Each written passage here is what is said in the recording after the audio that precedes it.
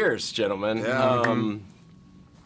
Where are your heads right now when it comes to your family of crew, your family of cast that you built over the year, and the fandom that's been next to us and supported you guys, supported me, supported all of us for 15 years? Where are your heads at, honestly? I don't mean your heads like, oh, the show's going, it's sad. Like, internally, your lives will change now in a way that they've been different for the first time in 15 years. To be fair, this changed our lives several times. Yeah. And our lives will have not and will never be the same.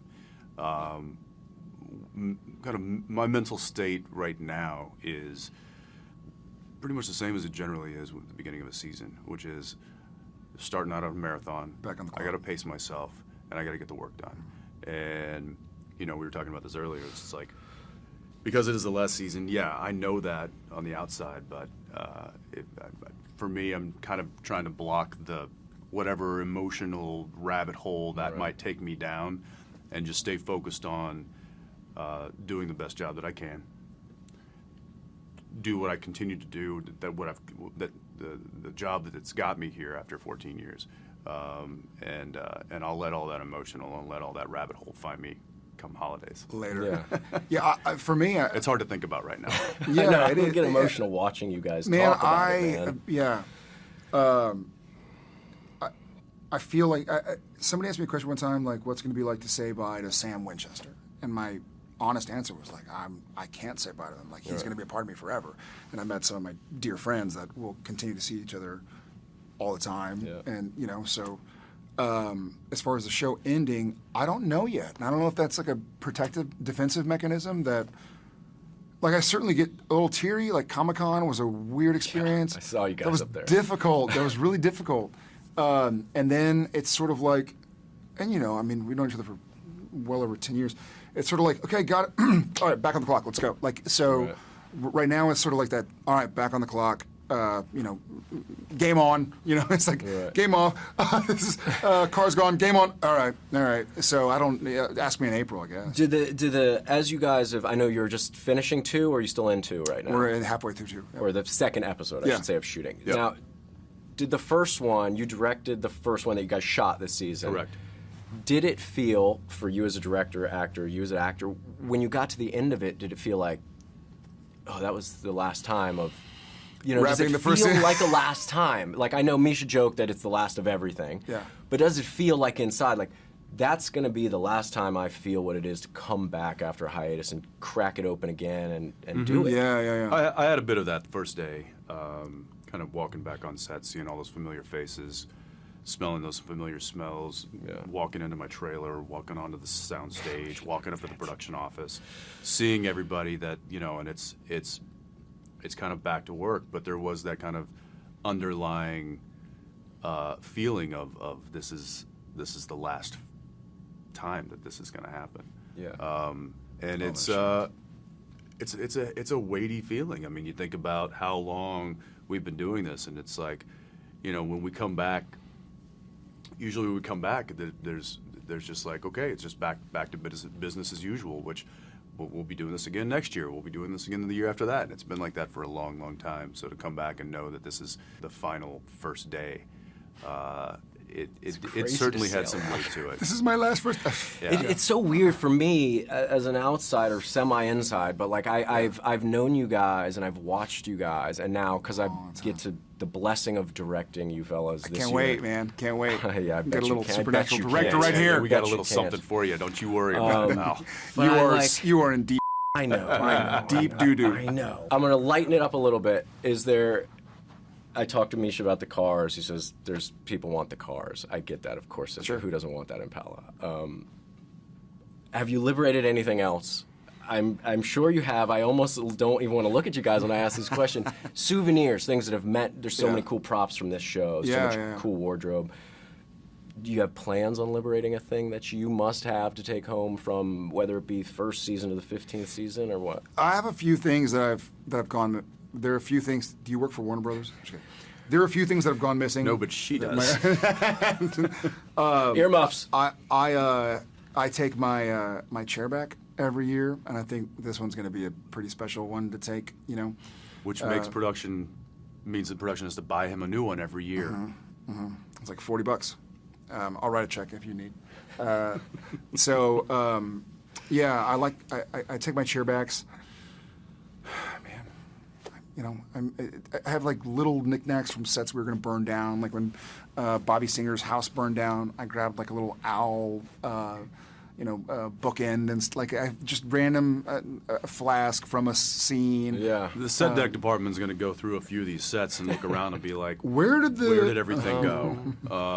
Yeah. Yeah, without getting into specifics, and you know, there are certainly little things that have that we have emotional ties to. You know, whether it's a clock that's been sitting on a desk for so long, whether it's a lamp, whether it's a vinyl record that's been sitting on the top of Dean's vinyl stack in his room for so long. I might just take our props girl, Maisie. I don't know. I really like Stage 2. It's always been my favorite. It's a little bit bigger, so You just throw it in the back of the truck. No, right? I mean you need a flatbed. Right. Yeah. Get a big flat deck. It's a little bit bigger, so Break it apart. You've been there. Folds down. Sure. It's Yeah. like origami. It's a just tilt-up kinda- construction. Yeah. It'll be fine. You got it. Don't worry. They won't even notice it's gone, which Yeah. is the great thing. Thinking back to I'm sure you guys have been asked to think back on the season so often, but I'm going to take this moment for myself, thinking back to the episodes I've done with you guys. Yeah. Very few. We've done 3 episodes. The last one we remember, obviously, we sat in a car and, for 1 million pages, and then it was over. right. But I feel like we've done 30 episodes. I know, I because know. we see each other It's been so 3, often. though, But that's right? great. I've never even acted in a scene with Misha, we just discovered in the last serious? thing. Like, we've never, ever been in a scene on Supernatural together. We've created many of scenes together. Missing out on so much chemistry, though. What do you remember anything from working with me, either one of you, by any chance? I knew I felt, When I first came on as John, and then there was the Michael bit Yeah. where we were in the house and all that stuff later. I'm going to be really honest. The first time we ever met was in, we call it the fishbowl, and we were reading the script, and I think, and you're a ripped guy, and thank you. were coming in, we were doing the script reading with everybody from down south, and you had shaved arms. I don't know if you still shave your arms. Yeah. And I think afterwards, we finished reading the script, and I was like, dude, that guy shaves his arm. He must be a douchebag. Yeah. That's my honest to God first impression of you. Do you want to know something? I remember Jensen at one of the first times we were at a convention together. This was early on, shortly after I did the episode, and he came up to me and he went, "Hey, I want to see these things all hairy next time I see you. All right?" Grab my arm. Not a word of a lie. We walked out and I was like, dude shaves his arms. I'm going to need these Friggin' things to shit. go out a little bit before we have you back on the show. Listen, And I think he had an armband. He had an armband, and I was like, listen, he's jacked. He doesn't need to wear an armband and shave his arms to let us know he's jacked. Like, did he's I really have ripped. an armband on? I think you did. You had like a wristband of sorts. Listen, we all You make weren't working mistakes. out either. We all make mistakes. And then as we got Had to a know weight each other, I belt was on. like, is that Ankle weights. This is my posture. yes. You're like you were doing bar dips, so there was a 45-pound plate. No, and then as we obviously got to know each other, it was a real joy for me for it to kind of come full circle and do the scene where you're John Winchester again, and because now I know you as a father, as a man, as a husband, as a friend after 12 years, 13 years, however long it had been. Yeah. And there's something great, and you know the feeling as well, like when you trust who you're across from, whoever it is, whatever the situation, whether it's acting in a scene or if you're a doctor and you trust your, or whatever it is. Yeah. Or vice versa. So it was really cool to play in that scene and to know like you were going to push me because you knew me and you knew what I was capable of, and vice versa. I was going to push you because I know you and I know what you're capable of. So that was a funny full circle from like, he's wearing an armband and shaves his arms. I don't like him.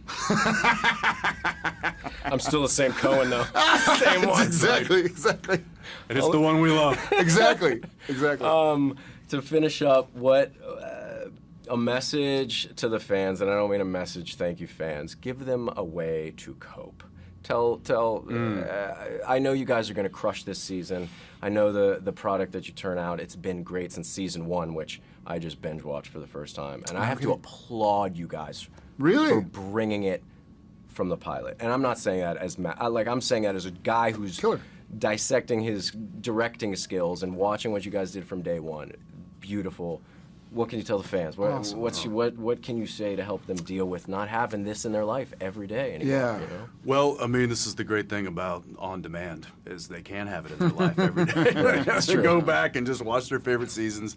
I will say that you know, we obviously made this decision with very heavy hearts, and it wasn't a difficult thing to come to the realization of, and it was a difficult thing.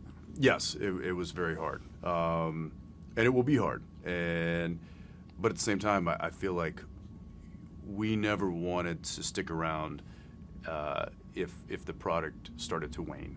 Right. If we weren't able to bring it every day, Yeah. if the car started to run out of gas, we didn't want to be. We wanted to get out before that. Yeah, we wanted to leave the party while it was still going. And not to say that it is, and not to say that we are running out of gas, and not to say that we're tired of it, but I think we've gotten to a point where we feel really, really solid about where we are.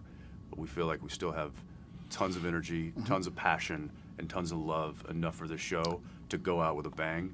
And I think that I would rather hang my hat on that than to hang my hat on some kind of like fizzled out show. Yeah, Well said. this is we wanted to go out while the party was at its peak. You know, we wanted to leave the party. Didn't want to be the last people going like, well, who can fill my drink up? Right. You're welcome to leave. Like, oh, got it. That happens enough to Jared in real life that he knows. Yes, on a daily, twice a day basis. You know, the show could go for many more years and still be a great show. But we want to go out, leaving not only the fans wanting more, but also us wanting more. Like, I hope this isn't the last time I'll play Sam Winchester. Yeah. And also, going back to kind of what I touched on earlier, like when people say, how's it going to be to say bye to Supernatural or bye to Sam Winchester, I'm never going to say bye.